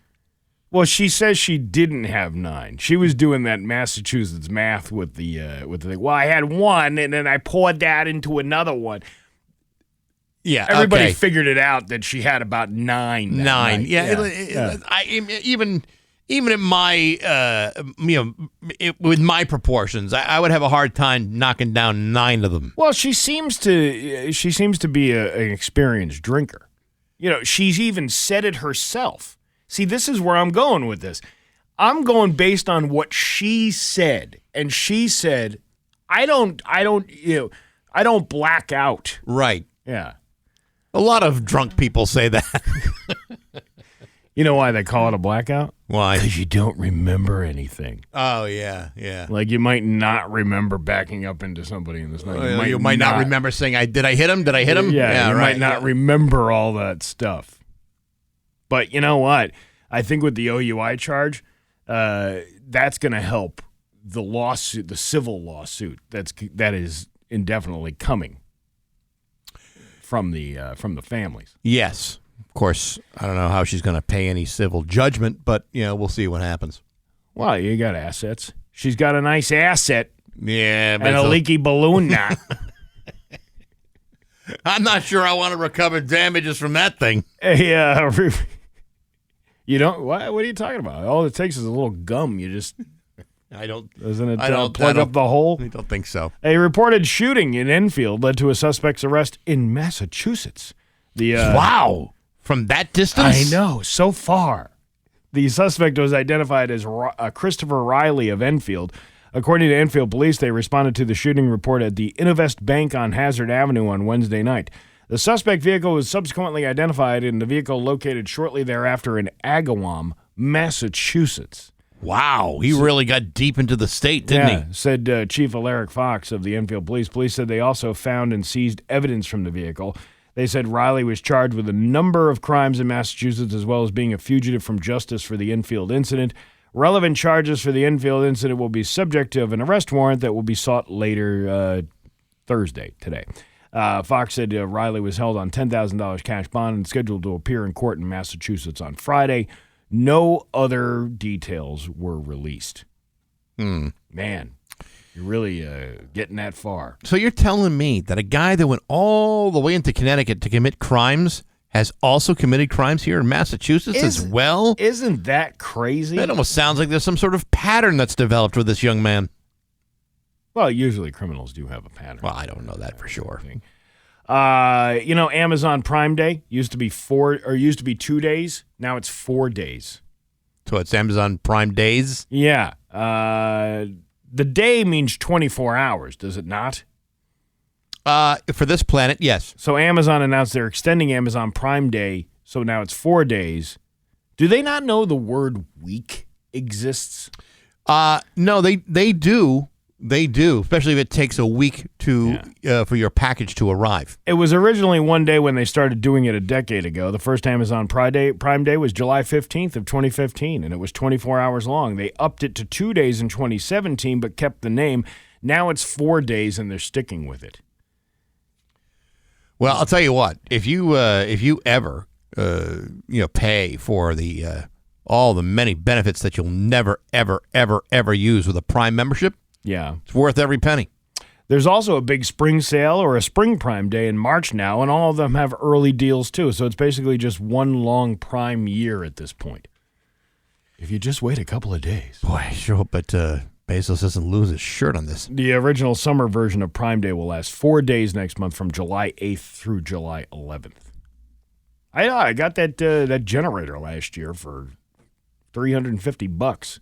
How much would it have been without $700 something? It was half off. You got a great deal. Yeah, I did get a Look at you. Deal. This is what I'm saying. You got to pay attention to the deals. All right. I can't wait. I'm going to start putting things in the cart now. Let's do it. Load it up. Load up the Prime cart. I mean, there's a reason why they have credit limits, but credit limits. Who needs that? Who hasn't dreamed of testing that? Your Pioneer Valley forecast today is going to be humid and hot. Excessive heat advisory is going to be in effect from 11 a.m. until 8 p.m. tonight with a high of 91. Temperatures feeling like 101 degrees today. Tomorrow, a little bit drier, sunny and a high of 81. It is 71 right now in downtown Springfield. I'm Steve Nagle, and that's the news on Rock 102. How satisfied were you? Rock 102, Springfield's Classic Rock at 7:51. And Aerosmith with Bax and Nagle on Rock 102. It is going to be very hot and humid today with a high of 94 with the heat index of 101. There's a heat advisory going to be in effect from 11 a.m. to 8 p.m. tonight. Tomorrow, a little bit drier, sunny, and a high of 80. It is 72 right now in downtown Springfield. Actually, a great night to go to Free Music Friday. Pat and the Road Crew are going to be out there from 7 to 9 on Friday, the Plaza at MGM Springfield. Yeah. This week, it's Cathedral. It's the Van Halen tribute. They take the stage around 7:30. And, of course, all season long, they'll have live outdoor music that's absolutely free. And you can have some delicious beverages at the Plaza Bar, a craft beer from White Lion Brewing. The Guac This Way food truck will be there, some other stuff, too. And it's Free Music Friday. I believe they're bringing the brand new Plinko board out. Yeah. Which is really impressive. Did you try it yet? No, I actually haven't been allowed to touch it. I've just been standing around. I think they're afraid I'm going to break it. You just go ask. I tend to play Plinko very aggressively. You walk by the location of where that Plinko board was. Well, of course, it's probably now wrapped away, being in preparation for Friday. Well, it didn't come with a case. That's the one thing that I think they're a little worried about. It didn't come with like a protective case. Like the old Plinko, I believe, just folded up into its own case. This thing has to be delicately preserved. And listen, don't even think about stealing that like you stole the tent, whoever that was out there. Yeah, dirtbags. Yeah, we got Apple AirTags on everything now. Yeah, so we'll track you down. We can tell you where we're going. Yeah, you trust me when I tell you. You don't want Aaron from our promotions director going to your house, banging on your door and say, "I want my Plinko board back." You know what? She wouldn't do it anyway. She'd send Pat Kelly out to your house, which is even worse. That's worse. Because he won't leave. That's the problem. He's like a feral cat. We're feeding him. Little catnip, pieces of catnip every day around those here. bagels we got the other day, we had to feed them to Pat. He was complaining about the oat bagels. There's somebody out there. I got to tell you, I don't disagree with him. That's like when someone gets like a dozen bagels and as that one oat one with the oatmeal on top of it, that's like the last one anybody really grabs. I told you the other day from Comfort Bagel. Yeah. It's like, I can't remember what the name of it. It's like a holiday or something. Holiday. It tastes like stuffing. Oh, you said it's like a Thanksgiving meal. It's like a Thanksgiving. Well, there's no meat in it, but it tastes like a Thanksgiving meal. It's I like it. I like that. What is that spice you put in stuffing to make it? It's like that. It's like the sage in it. Sage and a couple other things. They also have a salted rosemary bagel, which that sounds good, doesn't it? Oh, dude, yeah, that's good too. Why don't we have those shipped here directly so we don't? Well, they did. They were nice enough to bring them over. Yeah, but that was like weeks ago. I'm talking about like now. It was like 2 weeks ago. It seems like a millennium ago. Yeah. Like it's been so long since we had those bagels delivered here. It's funny though. When we put out food, like when a company brings that kind of stuff to us and says, "Here, enjoy these," you and I can only eat so much. Wait, who do they think we are? Your dog? It's just right. You're gonna eat 9 bagels by yourself. It's like 9 Tito's in a bar. And 9 Tito's. Oh my God! I had 9 bagels at the Comfort Bagel. I backed right into the toilet. I'm gonna have a problem with a balloon knot today. Oh yeah, So, but when we put that out for the rest of the employees, it's like you ever eat fast food in a parking lot and like have a French fry and you throw it out the window and like a bunch of seagulls come. That's exactly what it's like up here. You tell people there's free anything up there, and they will come rushing down the hallway like vultures hovering over like roadkill. Yeah, exactly. That's exactly what it's like. But on the other hand, I don't know what the hell it was like a couple of weeks ago. Someone brought there was some sort of baked good, some sort of pastry up there that nobody wanted to touch. Oh, it was like those little mini cupcake things. It was like a little tiny mini cupcakes. Oh, really? Nobody wanted to have them. Someone brought us a cake. Nobody wanted to touch the cake. Oh, there's still carrot cake from last week up in there. I got to throw that away. From the cake. Is it still good? Huh? Probably not still good, right? Probably not. Yeah, it's fresh. It's fresh pastry. Yeah, it's wow. You can't leave that sitting for more than 2 or 3 days. No, you can't. Yeah. And yet, they won't hover around that. But if someone brings bagels, all of a sudden they're all out there swarming. Pat made a video of the bagels. Yeah. Lufkin made a video of the bagels. I believe Leah Rance made a bagel video. I didn't make a bagel video. I didn't have to. I knew because then it would all be done by everybody else. You mean a bagel video? That's what we need. We need to mispronounce it. These are delicious bagels. Bagels from Comfort Bagel. Yeah. It's 7:57 with Bax and Nagle on Rock 102. Hey, it's Steve Nagle. Join me and the Rock 102 Road Crew for a family-friendly summer kickoff party on Saturday, June 21st at Vanish Valley Brewing in Ludlow. Powered by Dave Miner Exterior Home Improvements, Aquapump, and Aura Credit Union. We'll have live music, loads of activities to keep the kids entertained, and a bunch of cool prizes to be won. Plus, food and drinks for sale from Vanish Valley, the Mad Eats food truck, and the Moolicious ice cream truck. Best of all, every penny raised from this event will go directly to Rick's Place. This wonderful organization provides free support to grieving children, teens, and their families. They were a real help to me and my family, and this is a great way to help them continue their important work. Tickets are just $10.21 plus a small ticketing fee and can be purchased now at rock102.com. Come join me and Rock 102 for Steve Nagle's summer kickoff party and support a great cause. We can't wait to see you there. Everyone loves savings, but if you can stack the savings, then all of a sudden it's like the Jenga of savings. You can stack your savings at Leah Honda in Enfield with Leah discounts, factory rebates, bonus incentives. There's no better time to buy than right now. Choose from over 500 new Hondas at Leah Honda with low lease and low finance options and savings that you can actually stack up. Drive a brand new 2025 Accord for just $259 a month, or go electric with remaining 2024 Prologue starting at just $169 a month.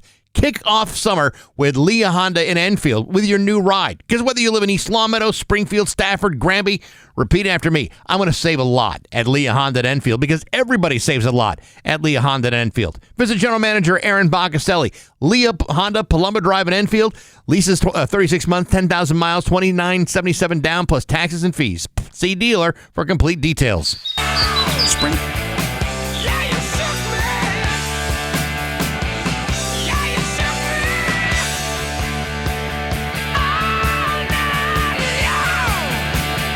Rock 102, Springfield's Classic Rock. It's 8:10 and AC/DC on Rock 102. Deja vu. I know. Huh? Well, I'm same artist, I guess. Yeah, it's the same song. It's fine. There is going to be a heat advisory. Excessive heat. Excessive. Severe heat is expected in this area from 11 a.m. to 8 p.m. tonight. With some chances, some thunderstorms this afternoon and a high of 91, but the heat index will make it feel like it's 101 degrees. Wow. Damn. That's It's 71 in downtown Springfield. how unusual for the month of June to see hot temperatures. Well, I mean, it's like it's hit or miss. It's either we get, 50 degrees or we get 101 degrees. There's no happy medium this time of year. Yeah, I'll tell you what, I wouldn't mind more of a medium than this. How's your health? Yeah, it's okay. It's not perfect, but I'm getting there. I got a fun health test for you to try. You can't do this now. Okay. But maybe we can do a video of it later. Well, what do I need if to do? If you're up for it. It depends how much activity is involved in it. A new study found that a simple fitness test can predict how likely you are to die within the next 10 years. Oh, great. Over 4,000 people aged 46 to 75 tried it, and the ones who could easily do it were 6 times less likely to die of heart and lung issues over the next decade. It's called the sit-to-stand test, or the cross-leg-up test. All you have to do is sit down on the floor and stand back up. But you can't use your arms, knees, or grab anything for support. Well, how the hell am I supposed to get up? I don't know. You lower yourself down until you're sitting cross-legged. We used to call that Indian style. Oh, yeah, no, now you can't do that. You can't call it that. I call it indigenous people style. I think that covers it, right? I remember a teacher saying, you want to go crisscross applesauce, and I just want to ball up my fist and punch you right in the suck. Well, then you got to stand back up. You got to stand back up to do that. See, now that's ridiculous. How are you supposed to do that, not bend your legs, not grab something, it's impossible. If it's easy to do, you're probably in decent health. Ideally, you should be able to do it without putting your hand or knee down or grabbing onto anything. But if you have to, it doesn't necessarily mean you failed. They scored each test by starting at 10 and subtracting 1 point every time support was needed. Like if you put your hand down once to sit, again to stand, and sit and again to stand, that's an 8 out of 10. They also subtracted a half point for every time the person lost their balance or wobbled. All right, see, now I know I can't do that. I know I would need to brace myself. You would? Yeah, probably. I mean, I need to bend my knees, put my hand on the ground. Yeah, but could you still get up and do it sitting in that fashion? Well, first of all, just sitting in that fashion would be tough. With these knees, these hips, yeah, my body would be screaming at me. But yeah, I mean, I would need a little bit of help. assistance. Assistance? Not from, I wouldn't say, hey, Steve, can you help me get off the floor? Or I've fallen, I can't get up. I wouldn't be doing that, but I would need to brace myself. It's something interesting to try. Of course, the guy who's doing this test is like physically fit at 50-something years old. Oh, get out of And here. he's like, he's like a muscle with a head. Right. And he's just like, it's all you got to do is just stand up from this position. Yeah, and he just pops right up. I've been getting a lot of ads lately on the social medias about all these 50-year-old men doing the chair workout. What's the chair workout? Apparently, it's an app you can download where if you're old like me, over the age of 50, you can work out with nothing more than a chair and a wall. That's all you need. Well, and no one's there to hear it. That's right. There's no one there, and no one heard it all. Not even the chair. Ooh, a Neil Diamond reference, and a damn good one, too. I am I said. But the whole hook is you do it for a week, you'll immediately tell the difference. Yeah. You do it for 2 weeks, and then no, wait. No, you do it for 2 weeks, you'll notice the difference. Do it for 3 weeks, your wife will tell the difference. All right. Yeah. You do it for 4 weeks, and you're being sent to the hospital in an ambulance. I used to do like the heavy lifting, like the deadlifts and all that stuff. Yeah. I don't do that as much anymore, but I've been going to this trainer now for like 10 years, week after week. Okay. To do it. The reason I do it is so that when I am able to stand up, I have seen too many people in my life who have reached a certain age and are not able to move anymore. Had they had moved in their younger days, they might have had a little bit more mobility when they get to the elder stage. Right. That happened to my mother. My mother never did any physical exercise. Walking the dog. She used to pick up your dad's empties. No, actually, he would do that. Oh. You got to take him back and trade it in for another 6-pack. Because I would think if she were picking up his empties, that'd be enough physical activity. She looked like Arnold Schwarzenegger in a smock. No, she would just be picking up the pieces of her life, wondering where she went wrong. Oh, yeah. Well, that could be a lot, too. But when she was 78 when she passed away, but she couldn't move. And she couldn't move because she never moved enough in her life. Like she was very, like a sedentary. She had a sedentary lifestyle. Sedentary lifestyle. She would sit out on her little lanai in her little Florida home, and she'd play her little games on her little iPad and, Bejeweled or whatever the hell it was that she was man, you should have seen the farm she had. I bet. Time. Yeah. I bet. And those mafia wars. Oh, man, she survived all those. But she had all that stuff. But she never got up and actually moved. And then she had a stroke. And then the doctors were like, well, you got to get her up and move.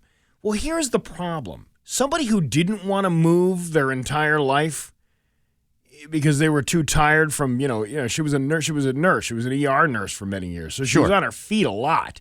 Eventually you get to a point where you're like, I don't want to do this anymore. Right. But that does affect you later on. So for somebody who didn't want to move in the last previous 10 years leading up to a stroke, how are you going to make them move then? You got to train your brain, and you start what? Snacks? Yeah, no, we weren't. I mean, I know my dog will do nearly anything for a snack. Could your mom do the same thing? No, but I think it's important that you get up and you move your body. Well, that's why the idea of doing the chair workout, the chair yoga, or whatever it's called. Yeah, that sounds like more my speed. I could sit in a chair. Chair yoga? Yeah. You sit in a chair, you work out in the chair. Yeah. I like that idea. Who's your trainer? Otto Man? I don't know, but his name is Lazy Boy. Oh, I like him. Lazy Yes. Boy. Yeah. Broy Hill Lazy Boy. I like that guy. Listen, I think it's important that you do something to, and again, I don't do the crazy stuff that I was trying to do like 400 pounds with a deadlift. which is great. I know you did that CrossFit stuff for a while. I didn't know. I never did CrossFit. But you didn't? I thought you were doing it. No, any of that stuff is like a cult. That's the CrossFit people are crazy. I never did it, and every time I ever saw anybody do any of that stuff, I'm going, that's not for me. Yeah, jumping on boxes is not for me. I did CrossFit aspects. Lifting truck tires is not for me. See, I like that. Yeah, I don't like that. Why? I don't know. It's just you want to lift a tire? What am I going to lift a truck tire? Yeah, why not? I'd rather lift a donut out of the back of my truck and install that instead. Yeah, I did CrossFit aspects of that stuff. I still do. Pushing the prowler thing, with all the weights on it, and the squats and all that stuff. But the CrossFit people are like, you go in there and you got there's a whole list of things to beat the living crap out of you. Yeah. For 45 minutes to an hour. I don't do that, but you still need to be in shape. You still need to move around. Gumdrop is a shape. Oval is a shape. Gumdrop is a shape. Yes, it is. Might not be totally geometric. Might not have angles, but I'm good with it. But it's important to keep your body moving. Listen, I'm fully aware of that, Steve. But as long as I got a chair and a wall, I feel like I'm on my way. What about walking? Can you do walking? I can walk to the chair.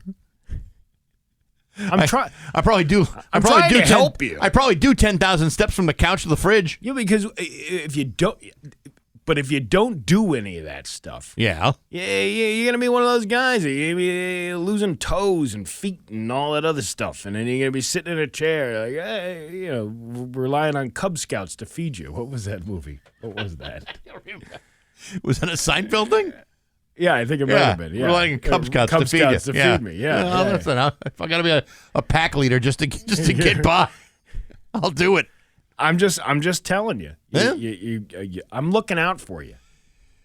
Well, thank you, Steve. I appreciate that. And if I could move, I go over there and shake your hand. Because nobody wants too exhausting to walk across the room. Because nobody wants this to be the Pat Kelly and Nagle show anytime soon. Oh, I kind of do. Oh, yeah? Yeah, I kind of want to see that happen. You don't know? No. You don't think so? No. That's like going from one train wreck to another. It's 8:20. We went from the Hindenburg to I almost said it, but I'm not going to say it. It's 8:22 at Rock 102. GG Inc.'s Scream 8:33 with Bax and Nagle and Rock 102. It's time for news brought to you by Freedom Credit Union. Freedom is yours. Here's local radio icon Steve Nagle. Thank you, Bax. Karen Reed was found not guilty Wednesday on all counts except operating under the influence. This is the first time hearing about it. The jury... Really? There haven't been 8,000 videos on TikTok about it? Including the one I made? Which didn't get any traction. Only because probably there was too many Karen Reed videos out there yesterday. I don't know if it got... I mean, it did okay. Yeah. I mean, it's not like, I'm going out around Western Mass and mispronouncing, names of towns. Hey, Lazy, you know what? Because I think I released that around the same time that there was, the Karen Reed thing. Right. That only got like 600. And the other 4 have gotten, at least 8,000 views. I got up to 45,000 views on the one. I got 700 on TikTok. I got 1,000 or so on Facebook's. So, I mean, it's okay. Yeah. It's not exactly 36,000 or 46,000 or 28,000. Karen stole the spotlight yesterday. And rightfully so. She's a free woman. I know. But I poured my heart and soul into that video, as I do all of them, including the ones that get flagged by the Chinese government. The jury determined she was not guilty of second-degree murder, not guilty of vehicular manslaughter while intoxicated, but guilty of the lesser count of operating under the influence, and not guilty of leaving the scene of a collision resulting in death. The prosecution recommended a sentence of 1 year probation. I want to say 2 things. Number 1 is I could not be standing here with these amazing supports who have supported me and my team financially. More importantly, emotionally, almost 4 years. And the second thing I want to say is that no one has fought harder for justice for John O'Keefe than I have. But lesson learned, I won't get caulked in a car. Ever. I am humbled, I am vindicated, and deeply grateful that the justice system finally recognized what I've been screaming into Ring doorbells for 2 years. I'm not guilty. I'm just misunderstood and heavily medicated. By the way, I would not stand behind me at this very moment, just in case. Today isn't just a win for me. It's for a win for every narcissistic woman who's ever had a bad night, a busted taillight, and a trunk full of emotional baggage. I want to thank my legal team, my fans, and especially the 12 jurors who clearly enjoy true crime podcasts more than actual evidence. Tonight, I'm celebrating the way any innocent woman would, with 9 Tito's and a commemorative shot glass that says reasonable doubt. And a slow drive past the scene of the crime because closure matters. Let this be a message to the haters, the prosecutors, and the porch light manufacturers. You can't dim this glow up. Justice was served, chilled with a lime twist. I'll have 9, please. Beautifully done, Steve. Oh, hey, That's she's beautiful. a free woman. She's she's got to put her point out there somewhere. Got to celebrate. You got to celebrate. I'm going to celebrate my newfound freedom by getting corked at a bar. Is Chevy's open anymore? Was there ever a Chevy's around here? No, I don't think so. No. What about a Chili's? Oh, yeah. A Chili's bar and grill. They have a light pour. I need some Dollaritas. That was the other thing that she said. I didn't drink that much. The bartender didn't have a heavy pour that night. Yeah, that's such garbage. Once you're 9 deep, yeah, whether it's a heavy pour or not, doesn't matter. We went and had Dollaritas at Applebee's, and they don't pour them as strong as they do at the Waterfall Tavern. I mean, the first FOA, I was getting loaded because it was a heavy POA. But now, number 5, 6, 7, and 8, those were light. They were like drinking like nothing, like drinking juice. You can hear my story in my new forthcoming book called If I Drove It.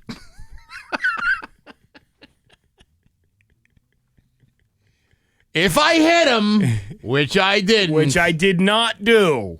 Even though my Lexus data said I backed up at 72% acceleration and his phone stopped working and stopped dropping temperature in the snow. If I had done it. Right. Holyoke police arrested a Chicopee man on Tuesday after they seized over 100 vials of cocaine during a quality of life property check on South Bridge Street. Officers said they identified 43-year-old Richard Cockatous as a suspect. That sounds like a Harry Potter spell for an ED medication. Cockatous. Dickus Cockatous. Does it amuse you when I say Dickus Cockatous? He had a wife, you know. Incontinentia. buttocks. They say he reportedly told officers he had a knife on him, and when they went to retrieve it from his pocket, they also found 111 vials of cocaine and over $100 in cash. That is the biggest pocketus to carry 111 vials of cocaine in your pocket. You know, I just saw a video about this in Life of Brian during that whole scene. Yeah, the original centurions that were cast in that part were moved out of that scene, and they replaced them with 2 guys that hadn't rehearsed at all. So when Michael Palin is going, through the room and talking about biggest dickus, those laughs that those guys were they were legitimate laughs. They were hearing it for the very first time. Yeah. And Michael Palin, just nailed it. But there was absolutely no way not to laugh hysterically at that entire scene. Right, because most of that was improv that they did on that show, on those skits and stuff like that.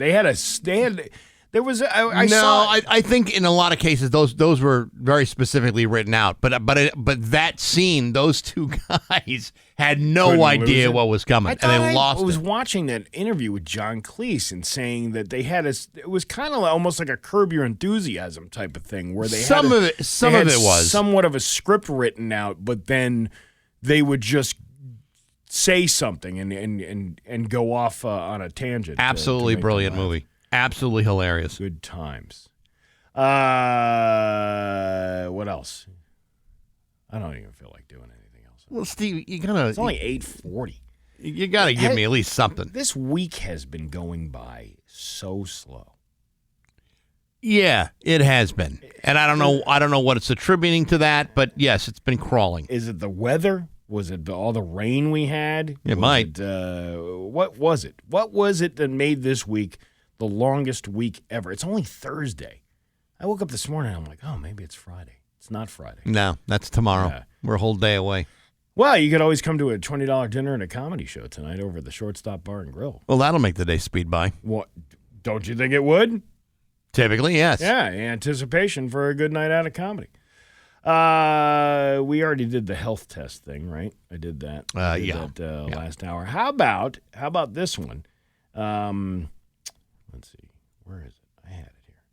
A man, a 42-year-old man in Texas, called police after he found a Bath and Body Works gift bag from his ex-fiancée on his front porch. Ex-fiancée. There were some products inside, along with a copy of their marriage certificate. Oh, boy. There's just one problem. He didn't know they were married. And no, he wasn't drunk or high or anything. There was never a ceremony. Apparently, they did go to the county clerk together 3 weeks ago to get a marriage license, but they broke up shortly afterwards before the wedding. The fiancée, 36-year-old Kristen Spearman, somehow convinced a pastor to certify the marriage without the man present or signing off on it. How the hell did that happen? Kristen has been arrested for felony stalking. It's hard to imagine this marriage standing up in court, but according to local authorities, the man is dealing with a mess and is trying to make sure there is no threat to his life, including his property and finances.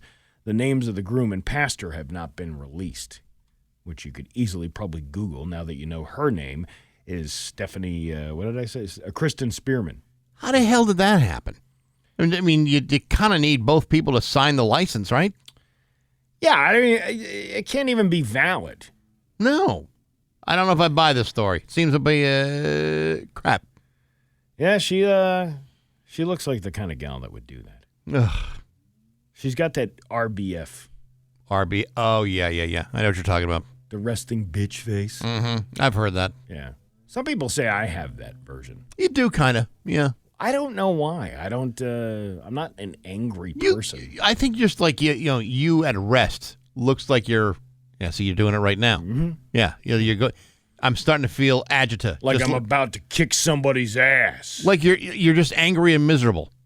But I'm not. No. I'm happy and chipper. Oh, you're like a walking ray of sunshine Absolutely. half the time. But if people don't know, you're an imposing, large, muscular, big, strapping, barrel-chested man. Some people can be very intimidated by something like that. I guess that's a good thing in a way. Yeah, I don't guess really so. get effed with a lot. No, who's gonna mess with you? Well, somebody would.